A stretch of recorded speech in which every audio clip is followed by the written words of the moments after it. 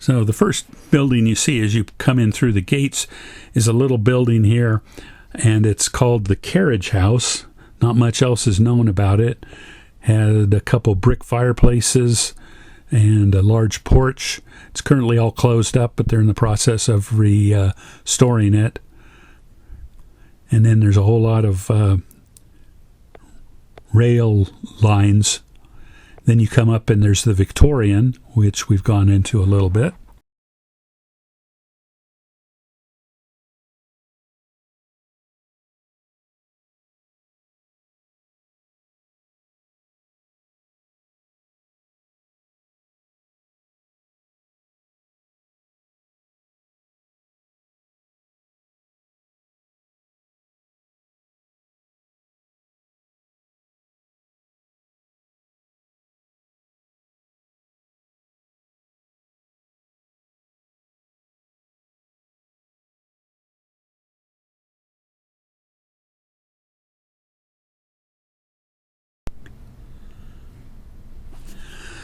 The Victorian, or it's called the John and Helen Schultz House.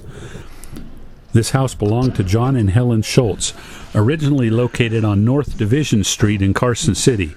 It was moved to Sutro in the 1970s.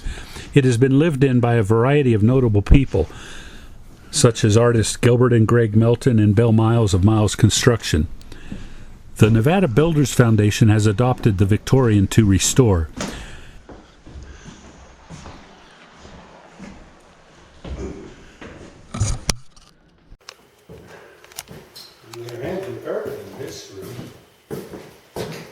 Yeah. Be careful where you step. Those are rat droppings.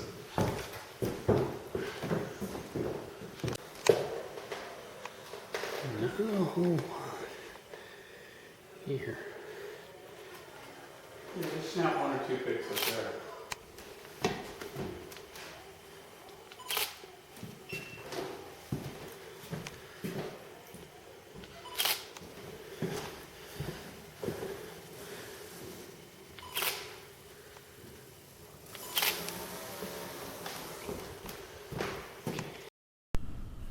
The Victorian. As you can see, they've got a table and some chairs set up. There's a winding staircase in the center of the main living room, and if you look at the furnishings, it looks like they had some furniture from the kitchen and the bathrooms. Looks like from the 1940s, 1950s.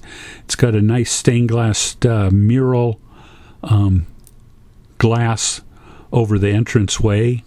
Got a nice bay window and a couple other nice little areas.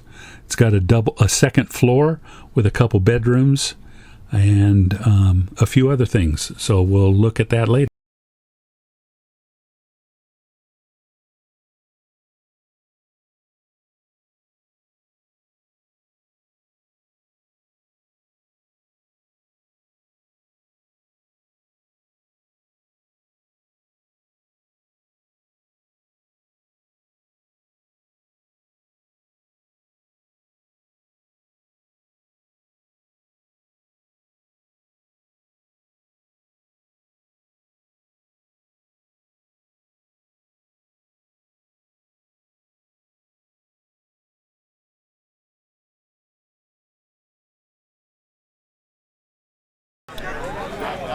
Sutro, located in Sutro, Nevada, which is between Dayton and Stagecoach, south of Reno Sparks.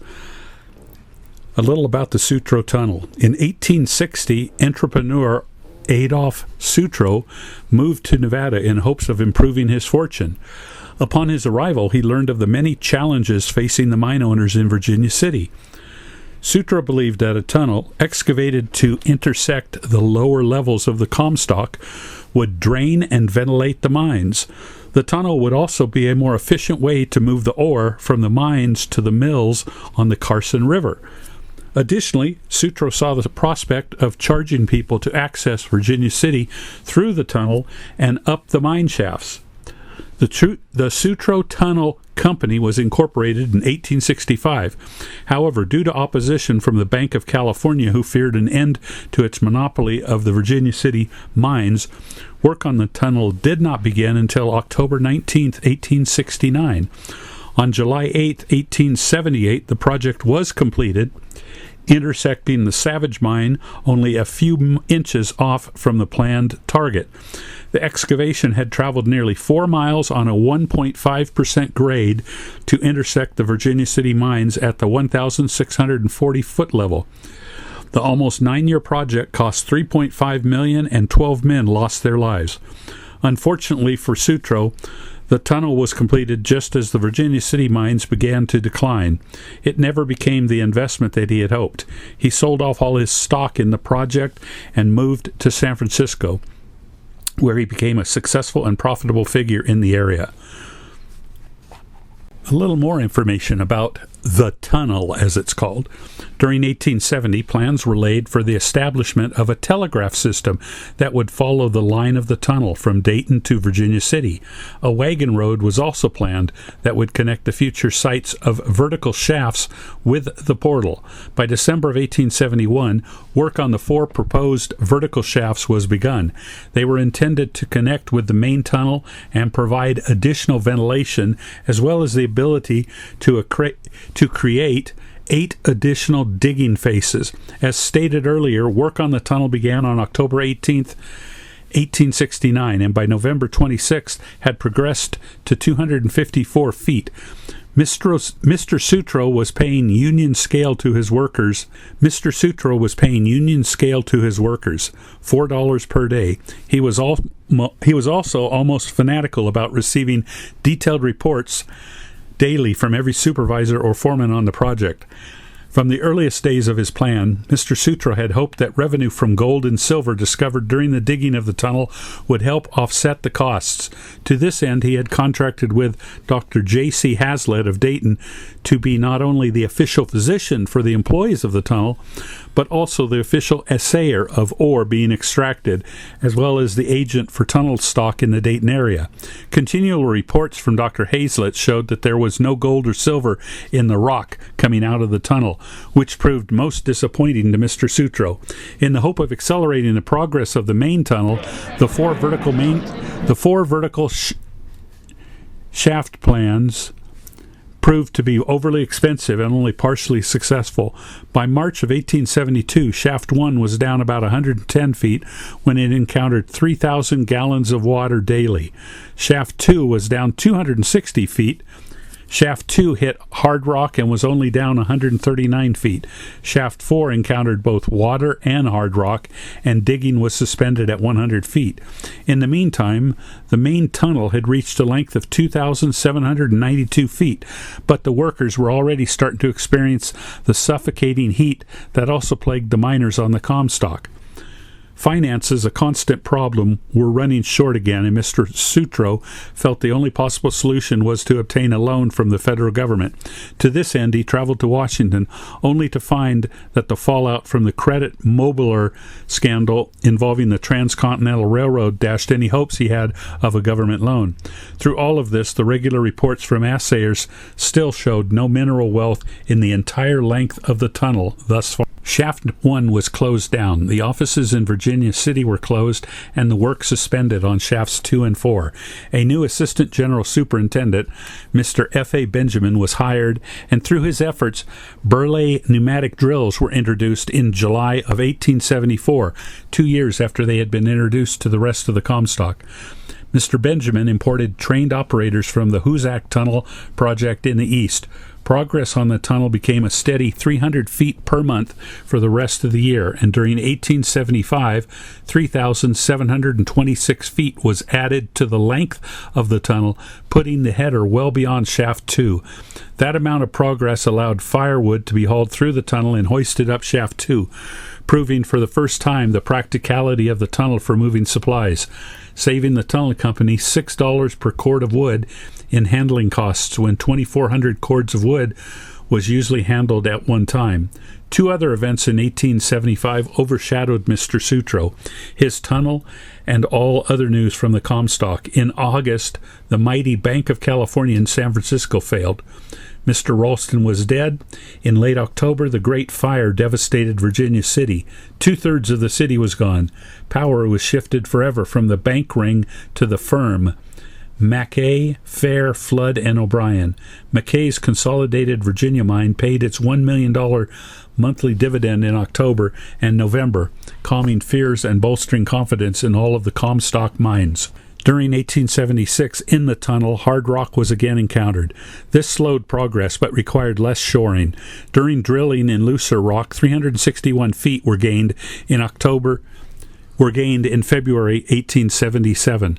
During March of 1877, hard rock was again encountered, but progress was slowed by excessive water complicated by increasing deposits of clay. Clay within hard rock deposits created different problems. In one instance, swelling clay overnight raised newly laid track 7.5 inches, forcing the work to be stopped and the track reset. Pressure from the shifting clay could compress and destroy timbers. Eventually, solid rock was again contacted and progress improved. The building on the site of Shaft 1 was tore down and the materials used elsewhere. Heat was becoming an increasing problem. The temperature at the header was 94 degrees and rising. Ice ponds were created and an ice house built near the tunnel portal. A tremendous amount of ice was going to be needed.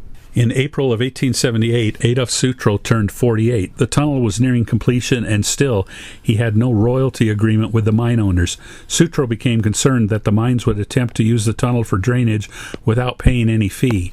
In May of 1878, he ordered the building of a bulkhead that could seal off the tunnel. Stonework 52 inches thick was constructed, and doors made of pine 30 inches thick were built. The bulkhead could withstand a column of water 5,000 feet in height. Noises from the Savage mine could be heard. They knew they were close. The air was getting fouler. The men were complaining. They worked only about half of their shift. The mules were dying, and the water coming out of the tunnel was at 108 degrees. In July, the final connection was close. Now the most important part of the work had to be planned. The north and south laterals would have to be dug, and the real provisions for draining the large amount of water expected had to be designed. The drain would be 3 feet square and run the full length of the tunnel. No matter what the agreement with the mines turned out to be, there would be no revenue until these things were in place.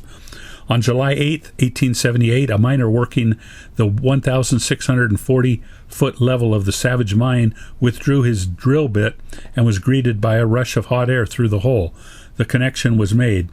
Mr. Sutro believed that when the hole was expanded, a giant rush of hot, dust-laden air would rush into the mine and possibly endanger the miners.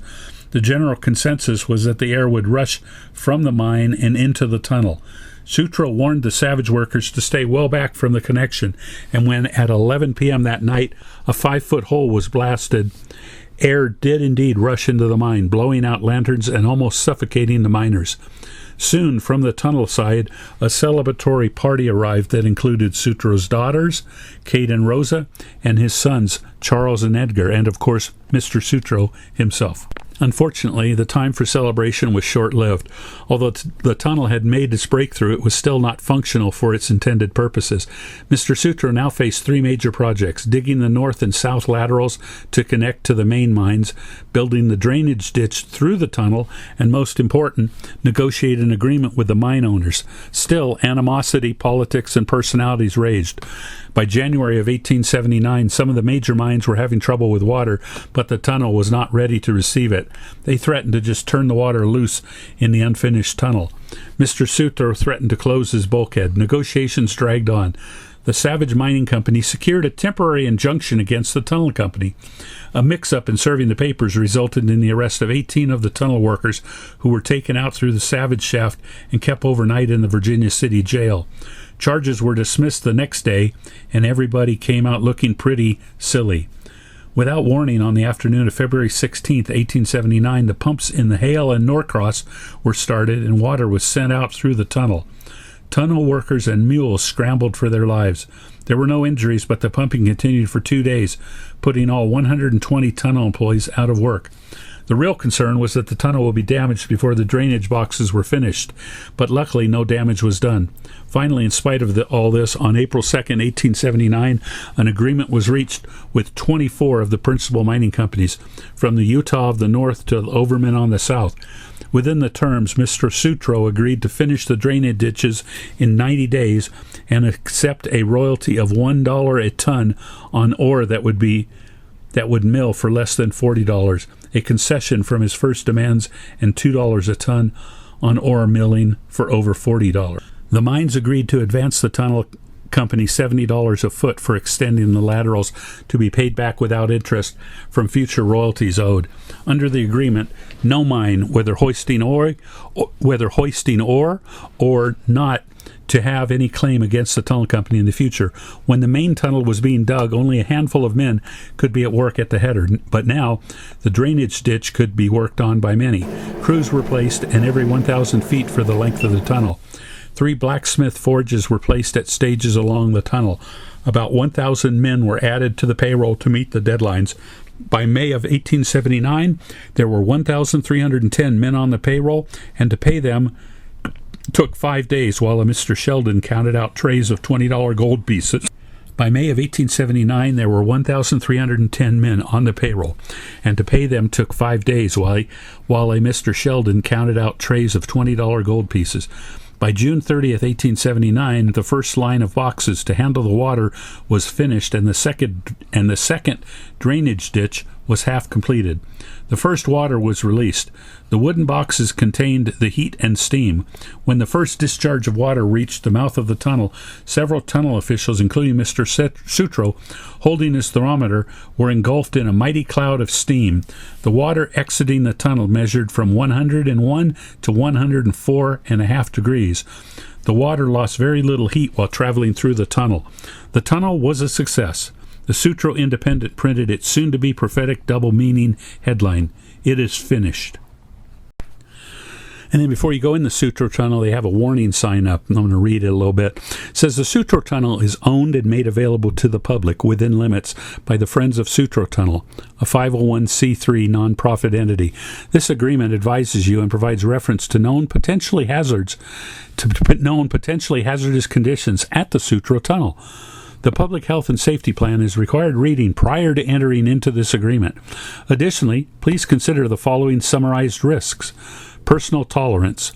The Sutro Tunnel is an enclosed underground. Please do not enter if you are claustrophobic or have other fears of being underground. Biological. Wild animals may be present, including bats, snakes, birds, spiders, and other burrowing or nocturnal creatures. Additionally, the underground environment is inherently moist and may harbor mold or other respiratory irritants. Physical. Although this is an engineered structure and has been carefully constructed, inspected, and is regularly monitored, there is potential for falling material, timber collapse, or loss of soil stability on the floor of the tunnel, just as existed when it was originally constructed. Entry control procedure. A guide or leader attendant shall be designated for any group entering the tunnel, who bears personal responsibility for vigilant observance of potential hazards and for coordinating an orderly evacuation in the event of hazards, identification, power loss, etc. No persons or objects are allowed past the timbered section of the tunnel. Attempted or successful access past the end of the restored portion of the tunnel will result in immediate removal and exclusion from the tunnel indefinitely. All persons that enter the tunnel must read, understand, and sign the entry control form. The tunnel operator shall maintain an entry control log, shall count guests entering and exiting, and shall ensure that forms are signed. Prior to entry, visual inspection of outside area of the entrance to the tunnel or confined space. Make sure that there is no operating equipment or vehicles in the vicinity that could contaminate the air quality in the tunnel or confined space. Monitor the tunnel or confined space entryway air quality prior to entrance. Ensure that all personnel entering the tunnel have signed its agreement. Visual inspection of the tunnel area and identification of hazards. No guests shall be allowed entrance to the tunnel without an approved and trained guide.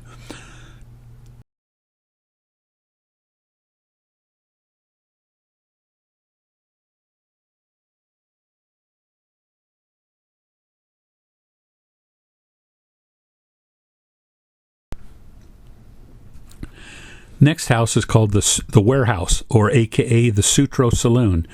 In the 1870s, the warehouse is the oldest building on site. We do not know the exact year. Originally used as a warehouse for the Sutro Tunnel Company. It became the infamous Sutro Saloon in the 1960s and 1970s. Also served as an ice house, movie theater, and private residence in later years. Currently being worked on to restore the warehouse to its Victorian-era glory. The process has included removing several layers from decades of non-historic modifications.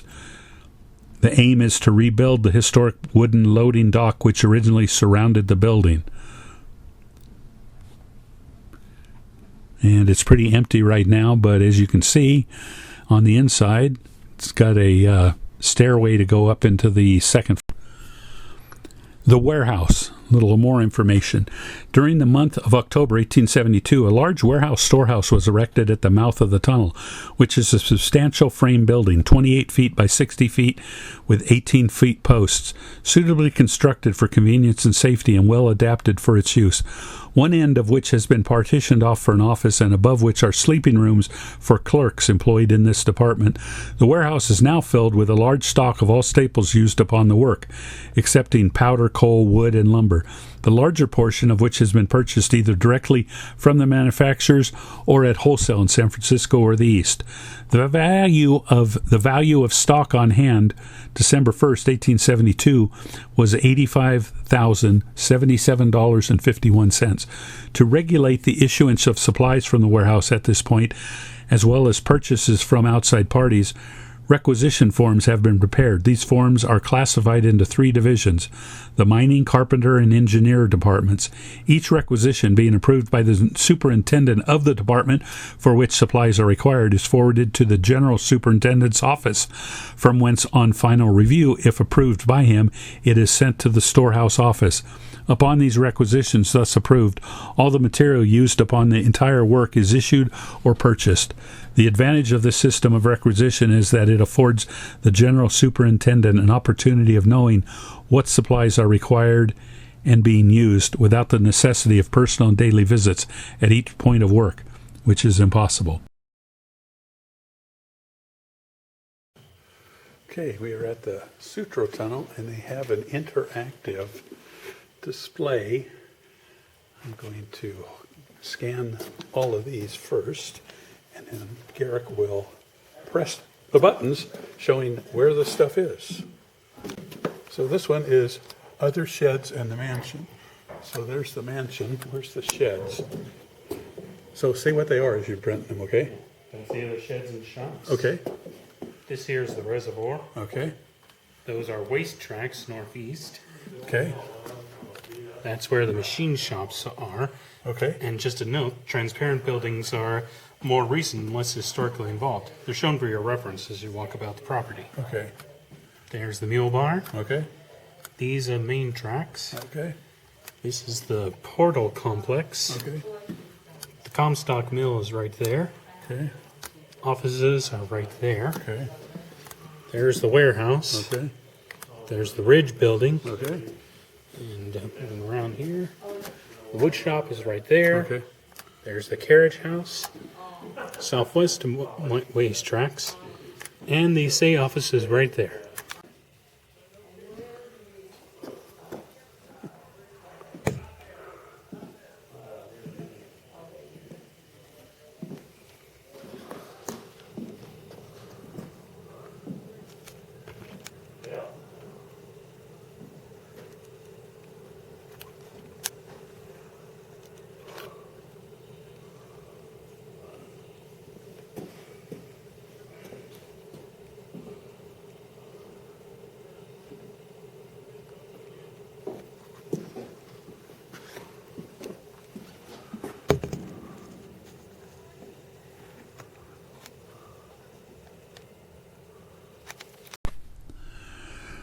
So the Sutro mansion, exposed as it was to the strong winds coming down the mountain, the building needed cables to secure it to the ground.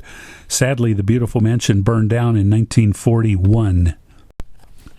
The large pond held water for mules and fire suppression. It still catches water from the tunnel. The southwestern overflow end is at times dry or full. And then there's parallel tracks, filled the trestle, had the rails removed. The later machine shop with its adjacent tank house is still very present. Its steam-powered predecessor, however, was much larger and stood closer to the tunnel. Long before the electric mules came on site, real ones handled the heavy work of bringing the rocks out. These mules were far more docile than horses and well cared for by the main yard trackage became quite extensive, running past piles of timbers and supplies and out to the mill, shops, and waste dumps. The arrow points to a barn for the later electric mules. South of the portal stood the ice house. Ice was vital for the miners digging the tunnel. Opposite is the standing candle house, which stored candles and lanterns. Chimneys, not ore from mines connecting with the tunnel and other sources, was refined in this area. The 10-stamp mill, first powered by water, then by gas engine. The mill burned down in the 1960s. Several buildings may have served as offices at one time or another, such as the small one that stood near the warehouse. The original main office building was closer to such as those for tunnel construction, vehicles, fabrication, maintenance, and the needs of all the workers. It housed an office on the north end and living quarters for clerks above that. Two tall structures stood here, one of them having a boiler, perhaps to generate electric power with a steam engine. The tallest building lasted into the 1940s, but now only this lean-to shed remains.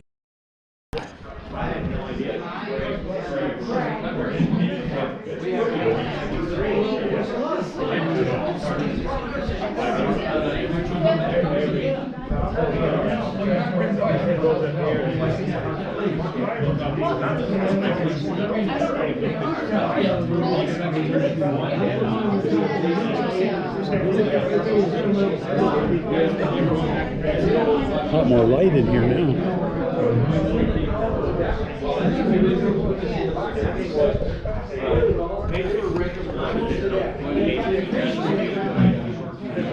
So the Sutro Mansion is right here. Other sheds and shops. Reservoir. Waste tracks. Machine shop. Mule barn. Main tracks. Portal complex. Comstock mill. Offices. Warehouse. Ridge building. Wood shop. Carriage house. Waste tracks. Assay office. So the Sutro Mansion, exposed as it was to the strong winds coming down the mountain, the building needed cables to secure it to the ground. Sadly, the beautiful mansion burned down in 1941. And then the next one is north of the portal, hiding the candle house. Up to three other structures stood. South of the portal to the left in the photo below, the large building was the boarding house for many of the large pond held water for mules and fire suppression. It still catches water from the tunnel. The southwestern overflow end is at times dry or full. And then there's parallel tracks, filled the trestle, had the rails removed. The later machine shop with its adjacent tank house is still very present. Its steam-powered predecessor, however, was much larger and stood closer to the tunnel. Long before the electric mules came on site, real ones handled the heavy work of bringing the rocks out. These mules were far more docile than horses and well cared for by the mine. The main yard trackage became quite extensive, running past piles of timbers and supplies and out to the mill, shops, and waste dumps. The arrow points to a barn for the later electric mules. South of the portal stood the ice house. Ice was vital for the miners digging the tunnel.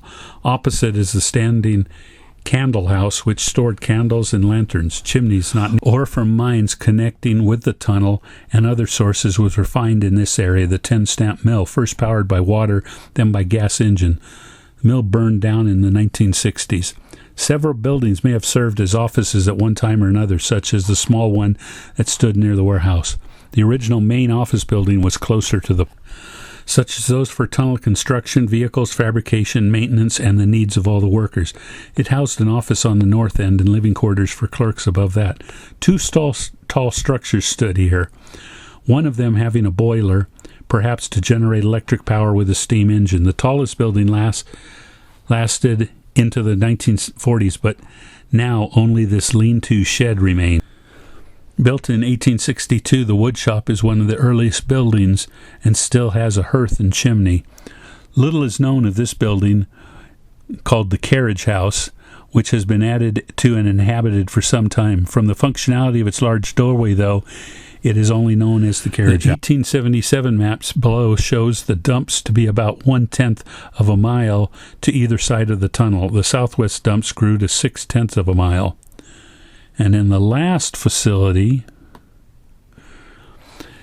tested ore from the Sutro Tunnel and also the Comstock mines, such as the Savage and Hale and Norcross, being processed at the Comstock mill here on this site.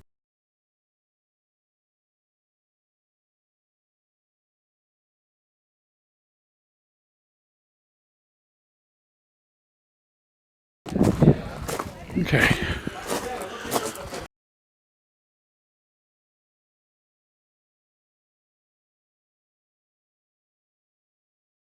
Show month by month progress as they began work. Eventually, they got hammers like that and gelinite, aka dynamite. And then you can see how progress expanded as they went on. The other fascinating thing is you see the vertical lines showing shafts coming straight down.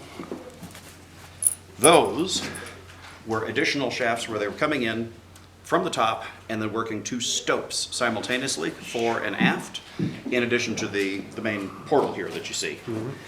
And by doing that, they were... And in the building that is like a museum right now, it's called the Sutro Blacksmith Shop.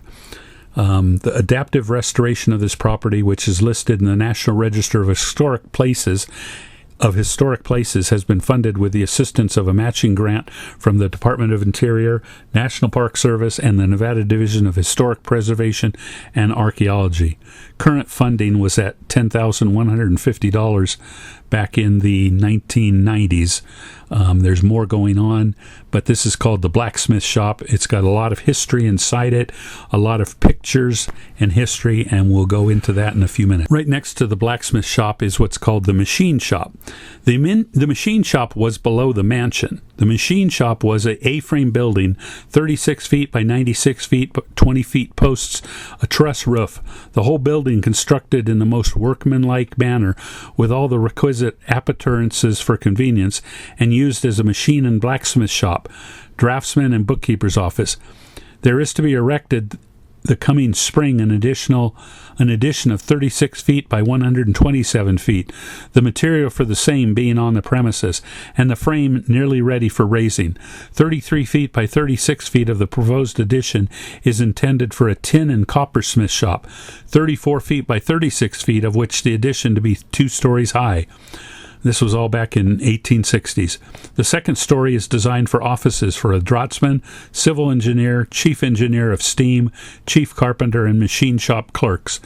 A DeVoe and Dinsmore engine with a steam cylinder 127 inches by 30 inches was purchased by the Lady Bryan Mining Company, and before being set up it was thoroughly repaired and all the working parts refitted. It was then bolted down on a solid foundation of masonry 8 feet deep, and when it was started up could be considered equal to a new engine. The boiler was also purchased from the Lady Bryan Mining Company. It is 48 inches diameter and 16 feet long. As of December 1873, the tools in the machine shop are now in a state of good repair, all of them having been thoroughly refitted during the present year. The shop contains at present the following named tools and machineries, and then it has a huge list of what was at the machine shop. Also inside the machine shop is an interactive miniature of the city of Sutro, and we'll have a video of that. Between the warehouse and the blacksmith shop, machine shop, there's a lot of ore carts and other things. There's an old wood stove in the warehouse. And then inside here, there's pictures showing the fire. There's a picture here showing the fire of the mill and the stamp mill when it burned down. The Dayton Sutro Carson Valley Railroad and a map. And then there's just a whole lot of pictures showing what it looked like before and after. Statue of Adolf Sutro, some coins, tunnel diagram showing the track with no center braces, dated at 1873. There are some nails that are available, as well as some t-shirts and other things. As you can see, there's pictures and a lot of history showing the different buildings. And then this large map with the Sutro Tunnel shows how long it took them to move along and progress. And there's what the mine looks like currently. There's a whole lot of low materials in here. Some wagons, the stamp mill, the shaft mill, where the shafts was machine shop. And then just more pictures where the telegraph was put in, the machine shop, all sorts of stuff that was needed. Tin shop. And then there's a little Mitchell motor type thing. The Daily Independent supplement that talks about the Sutro Tunnel. It's a reproduction. Very interesting. The lumber yard. And then this is the interactive area where you can push the buttons and the parts of the town will light up telling you what's what and where everything is. So we have a video of that.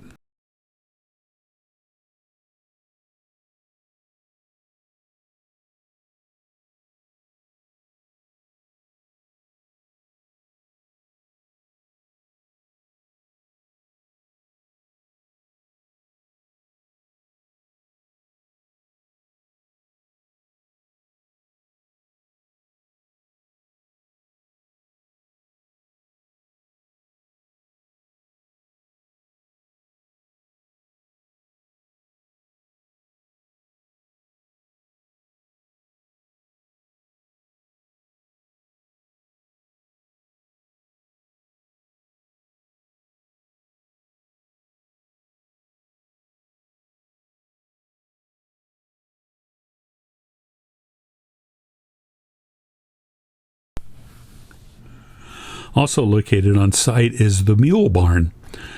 It's a frame building, 40 feet by 44 feet, 18 feet posts, substantially built and suitably constructed for 20 horses, with hayloft, grain room, and a wing attached thereunto. 14 feet by 36 feet for coach and carriage house, neatly arranged and painted, and also containing hostlers' rooms.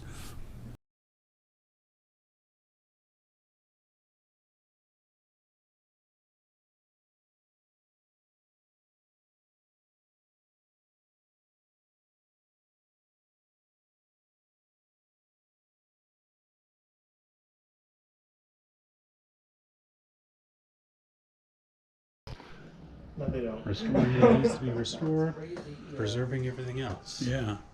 And that's the difference between restoration and preserving. Yeah. Restoration is returning something to the state it was.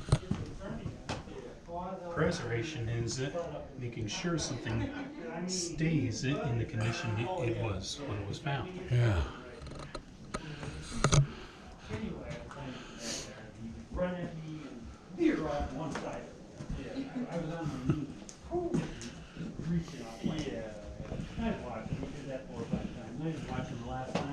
Oh no. Sail over the top of my head. I'm not kidding you. That's funny. That's real good. Also located on site is the Mule Barn. It's a frame building, 40 feet by 44 feet, 18 feet posts, substantially built and suitably constructed for 20 horses, with hayloft, grain room, and a wing attached thereunto. 14 feet feet by 36 feet for coach and carriage house, neatly arranged and painted, and also containing hostlers' rooms.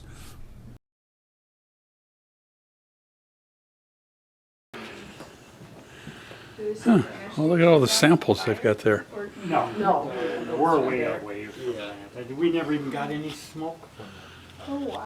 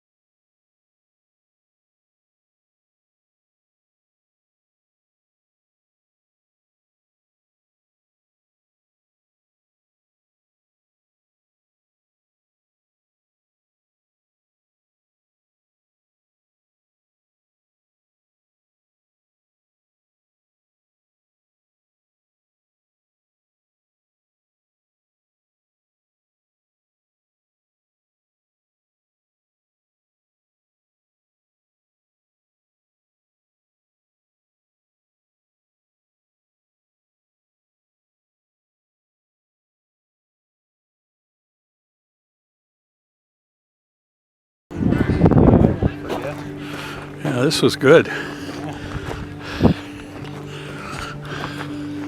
a lot of ways, I won't forget it. So this is where the Sutro Mill was but it burned down a couple decades ago. So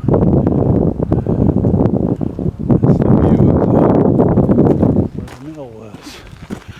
And then there's a whole lot of material here.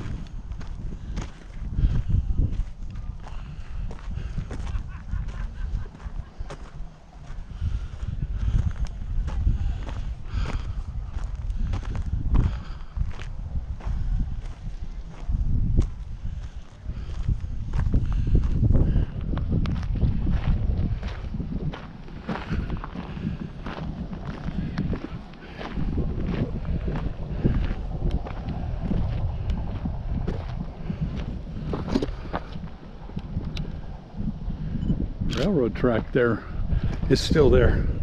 Yeah. That's where the waste tracks go. Yeah.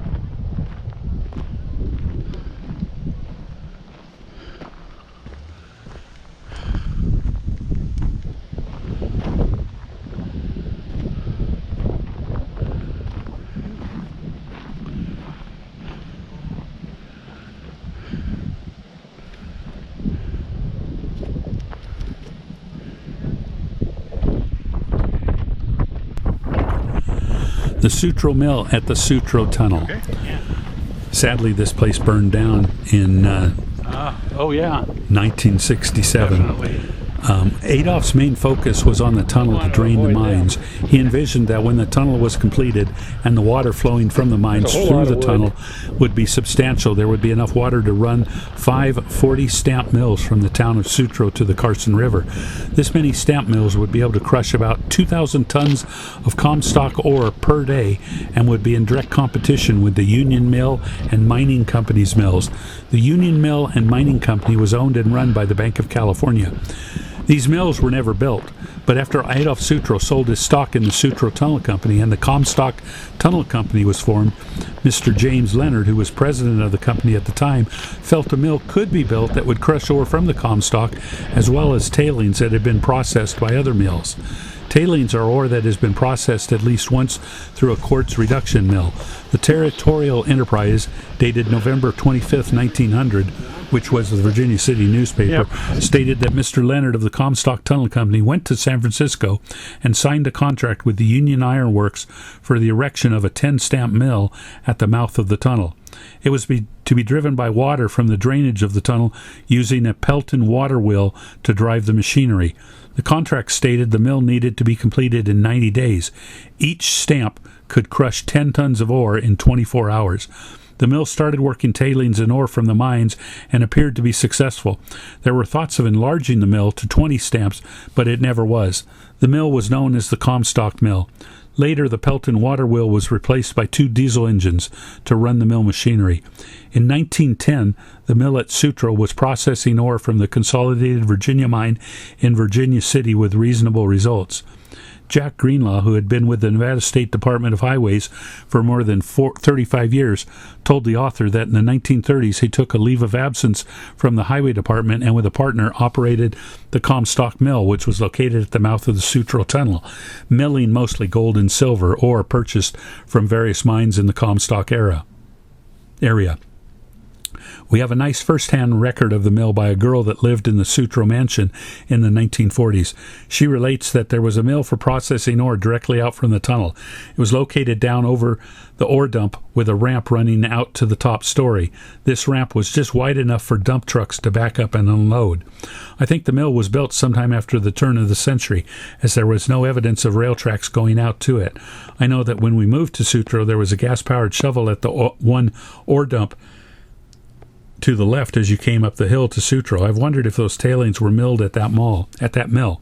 I know it was a stamp mill, as I used to slide in a chute under the blocked up stamps. I remember we kids had a lot of fun playing in that old gold mill.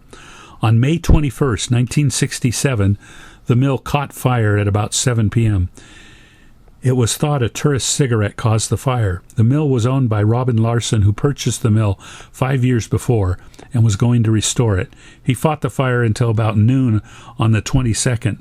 The steel machinery from the mill lay at the mill site until recently, when it was moved up to the Sutro mine tunnel site. And as you can see as we walk around, there's a whole lot of pieces of the steel machinery that they've just left all over the place.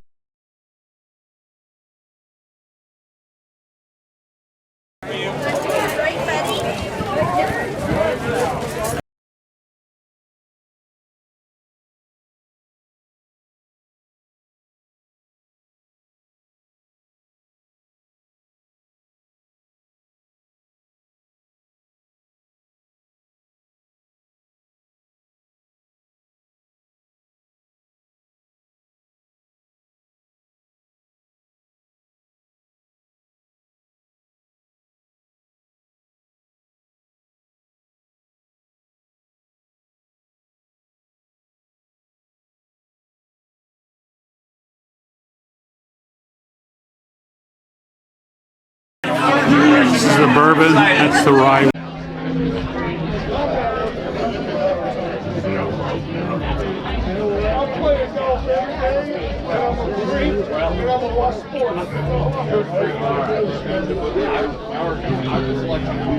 My wife was